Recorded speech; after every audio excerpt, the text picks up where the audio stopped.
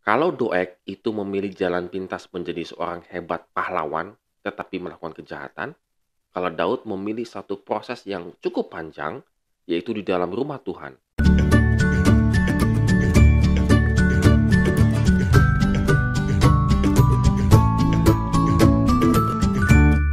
Morning Good Leaders, hari ini kita bersyukur karena Tuhan memberikan kita kehidupan dan kita akan kembali merenungkan firman Tuhan sebagai kekuatan pengharapan dalam kehidupan kita yang diambil dari Mazmur pasal 52.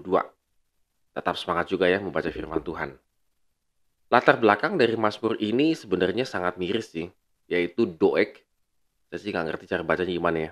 Doeg ya, Doeg kali ya. Doeg orang Edom mengkhianati para imam Ahimelek.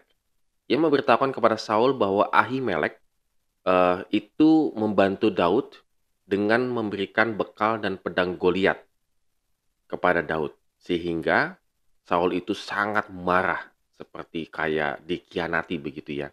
Kita bisa lihat referensi ini di 1 Samuel pasal 22 ayat 6 sampai dengan 23. Cerita yang sebenarnya bagaimana. Tetapi memang Doeg ini luar biasa, luar biasa parahnya begitu ya. Saul datang lalu ditanya-tanya, lalu Doeg itu mungkin mengkhianati bukan mungkin ya, mengkhianati teman-temannya sehingga dibantailah semua pengikut-pengikut daripada nabi-nabi Ahimelek atau seperti mungkin itu kan seperti kayak perkumpulan nabi-nabi begitu. Dan memang Daud menuliskan di ayat 3 sampai dan ke-6 bahwa Doeg itu merasa dirinya pahlawan karena keren, karena membela Saul pada waktu itu. Dia akhirnya memihak kepada Saul. Sehingga di matanya Saul, Doeg itu orang hebat begitu. Tetapi Doeg ini memilih untuk menjadi pahlawan yang mencintai kejahatan.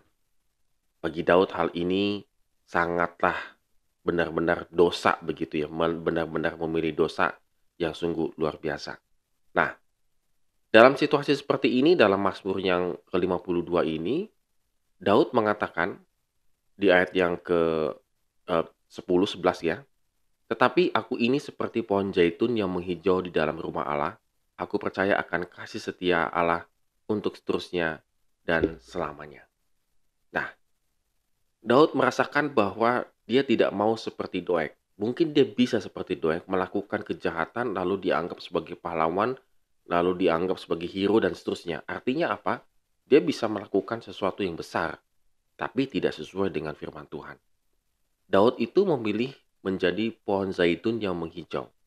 Nah, kita bisa melihat di sini bagaimana Daud itu memilih satu proses yang mengalami pertumbuhan di dalam rumah Allah. Kalau Doeg itu memilih jalan pintas menjadi seorang hebat pahlawan tetapi melakukan kejahatan, kalau Daud memilih satu proses yang cukup panjang, yaitu di dalam rumah Tuhan. Jadi pohon zaitun itu tidak langsung segera menghijau begitu ya, good readers, tetapi ada proses, kita tahulah bagaimana proses pertumbuhan begitu ya, untuk menjadi hijau. Dan pertumbuhannya itu adalah di dalam rumah Allah.